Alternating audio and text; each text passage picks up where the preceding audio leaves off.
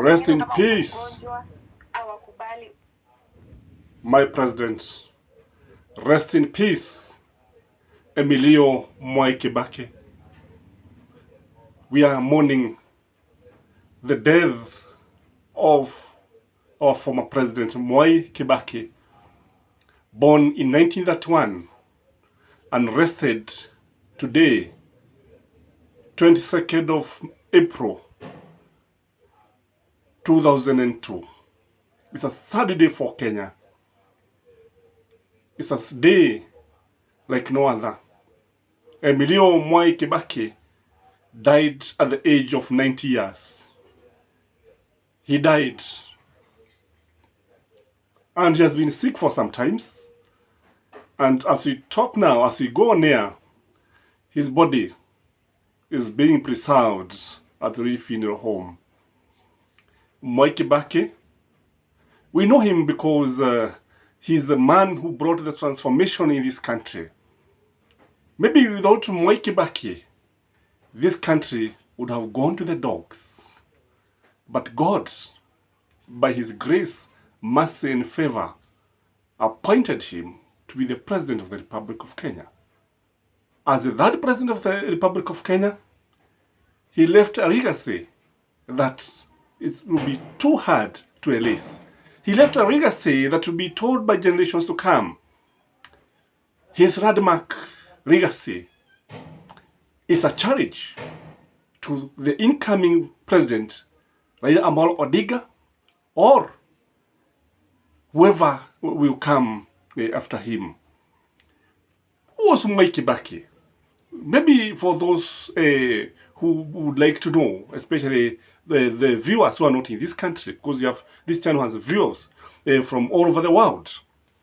Mwai Kibaki was the finance minister during Kenyatta's era, that is first Kenyatta era, Jomo Kenyatta.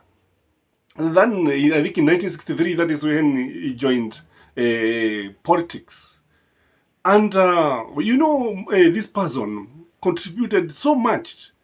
Mchango wake katika taifa hili hawezi ukakadirika, hauna mfano. Unapomwangalia utaona kwamba he became one of the people who laid the foundation of this country together with Tom Mboya and others. Kibaki was very instrumental because he was taken. I think it is Jaramogi who went for him in Makerere. That's why I've always said that Jaramogi and the Odinga family has always meant well for this country. It is Jaramogi who went for him and he told him to join Kano. So what happened is that he became the Minister for Finance, and this country was at par with countries like South Korea. And when you hear people praising him, it is not out of sheer nonsense. It's not out of sheer ignorance. They know what they are talking about. And what happened is that, we are pained even to come on air because of this death of one person that we loved very much. He was the only surviving head of state in this country. What there is that as a finance minister, and after laying the foundation of this country, that is when, in 1978, the first president of the Republic of Kenya died. That is Uhuru's father now. And Moi took over. The good thing is that you could not ignore Mwai Kibaki, and he made him his vice president. Mwai Kibaki was so loyal. We have never had him talking ill about the president. When he was in government, he was very loyal to Moi. And he stood with him even in 1982 when the government was about to be overthrown. And what there is that he became so loyal, and even when he was replaced by one, I think Josephat Karaja, and he was thrown to the Ministry of Health, he continued to be a very loyal person.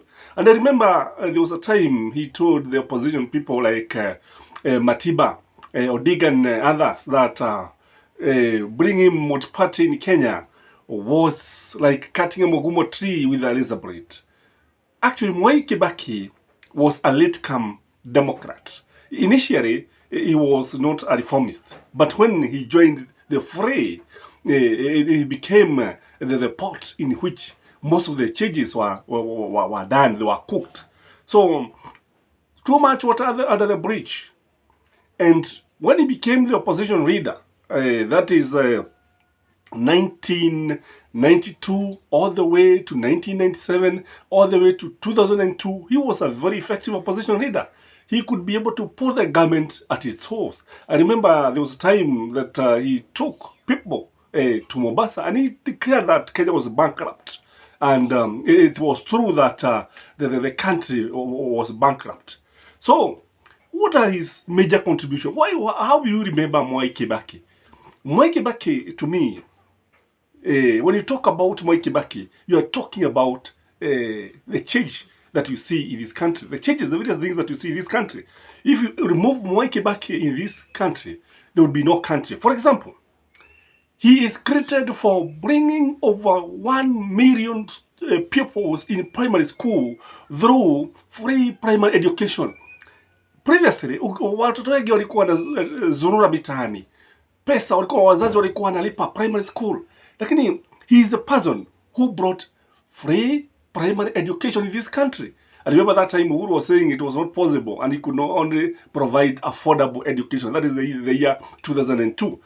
And one time Bill Clinton, who was the US president, was asked the person he would like to meet, and he said he want to meet Mwai Kibaki. Reason, Mwai Kibaki is the only person who had brought so much change in the world within the shortest period of time. Bringing over 1 million children to school within 2 weeks, it was unheard of. Then, even the free day secondary school education that you see is his brainchild. So we credit him for all this. The infrastructure that you see here and the landmark Thika Superhighway was as a result of his hard work. I remember Mwai Kibaki is the one who laid the foundation of this country, because this country was actually going to the dogs. This country, they were kukuwa na barabara Thika Road ilikuwa kama shamba la wanyama. Ilikuwa, I can't tell, it was so bad. The infrastructure, the layout was so bad that you could not actually say this was a country. Kenya was a laughing stock. The constitution that you are enjoying, the freedom that you are enjoying, even this freedom of me talking like this, in fact, if in this channel, in this kind of channel that you see here, if they were there during Moi's era, zimegevugwa asubuhi na mapema, and now we could be rotting in jail. Let me tell you, ask those people who are there. I remember Citizen, vile mlionyeshwa nyinyi. In fact, I could be working with Citizen if you don't do, you guys. And because of Kanu, I was not able to work with Citizen. Kwa sababu wakati tuliajiriwa miaka ya mwanzo, I think 2001, udi wakati ambapo Citizen ilikuwa inafurushwa, inatupwa kila mahali. Vifaa vilikuwa vinatupwa kwa barabara. And when you see SK Macharia supporting Baba, it is not in vain. He knows what he is doing. Then, the constitution that we are talking about, the rights, freedom, and the heart. I remember Ruto would oppose this constitution together with the church, and today he come out as a defender of the same constitution. Kweli mambo hubadilika. Then this man Mwai Kibaki aliutoa uchumi from negative 0.1 all the way to 7.0 within 5 years. Na huyu mtu ilikuwa ni kwamba ni mtu ambaye hakuwa ameonekana, mambo kama haya hakuwa ameonekana katika taifa letu. And then kuna mambo mengine ambayo watu wasemi, you know, Kenya was a dependent country. Ilikuwa inategemea the Bretton Woods institution, the IMF, the World Bank. Lakini wakati alikuja akasema Kenya can stand on its own. Kenya is capable of standing on its own. Na vile alifanya akapeleka Kenya China, akawa anashirikiana na China. So he took the country towards the east. Now what happened is that this country became very, very prosperous. And he brought order in this country, because there was no order in this country. The other thing is that when you look at him, he was just so common. Even the way he was talking, he could interact very well with the common mwananchi. The one thing I remember about him, before he became the president, cholera was the order of the day. Unasikia cholera imetoka Nairobi. Cholera imezuka Kibera, cholera imezuka Dadora, mpaka even Buruburu there would be cholera, even Thika there would be cholera, whatever. But now, when did you last hear of cholera? I'm telling you, when you see things, don't think they have just happened by chance. They have been planned. They have been mitigated. The other thing is about HIV. He was in the front line fighting for HIV, campaigning against HIV. Because remember this, even that advert, he would come on the national television, campaigning, telling people to go for VCT, telling people to go and take drugs in hospitals. And infection rates became so low until now. AIDS became a common disease. And today, as we talk, I think HIV and AIDS is no longer the main killer of the Kenyans. Previously, tulikuwa tunatoroka. Ukasikia pale mliachana na mtu pale anaua ukimwi, mliachana na mtu pale ameaga, and it was so bad. The situation was so bad. So he is credited for bringing the infections so low through his campaign. The other thing is that this man brought the insecurity that was here, akaileta chini sana wakati alichukua hatamu za uongozi. I remember you could see helicopters hovering all over, especially in the evening, hunting thugs. And this man was assisted by very able people like Meshuki. They were and even Saitoti. Ni watu ambao walijitolea sana, hatuwezi tukawasahau. And I remember this man gave his ministers freedom ya kufanya kazi. You remember the Hurricane Maitha? Those of you who were there. The Hurricane Maitha would traverse the country and would go in the office. Nyinyi mnasema Matiang'i, nyinyi mnasema Matiang'i, hamkukutana na nani Karisa Maitha, hamkukutana na Mishuki. And the order that you see in the matatu, you guys, do you remember in the matatu, like now in the New Zealand, the matatu hii inabeba 14 people, 14 seater, ilikuwa inabeba 25. The driver, hapa mnaona kwa driver, mnajua ilikuwa inabeba watu 4 hapo mbele, dereva na watu wengine 3. Those of you who tulikuwa Nairobi, you remember Kenya Bus vile ilikuwa? Kenya Bus kulikuwa watu wanaketi wanafinyana kama viazi, wanasimama, wengine wanakukalia, kuna wengine wanasimama mbele yako na umeketi, wengine wamesimama kando, and sometimes the situation would stand so ugly for some of these guys, especially men who are very immoral. Kwa sababu mbele mwanamke amesimama, nyuma mwanamke amesimama, and then you see all those kind of nonsense that used to happen. It was a hell on earth. Lakini through this man Mwai Kibaki, and his soul rest in peace, akasaidia sana. Then we had order. I remember kuna watu walijaribu kuhama, lakini wapi? Mnasema Matiang'i, nyinyi hamkutana na John Mishuki, hamkutana na Karisa Maitha. Muone vile serikali ilifaa kuendeshwa.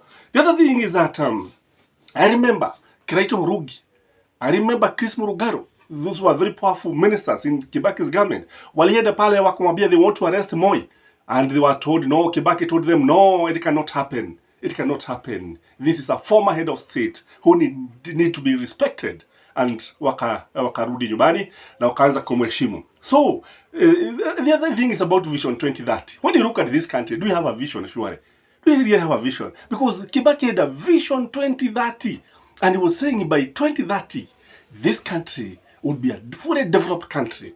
It would be an upper middle income country. Sio vile ambavyo mnaona, sio vile ambavyo hii corruption mnasikia kimwarero, mnasikia corruption sijui nini, ati kuegana kulala sijui pesa zimeibwa, sijui nini. It was not the case.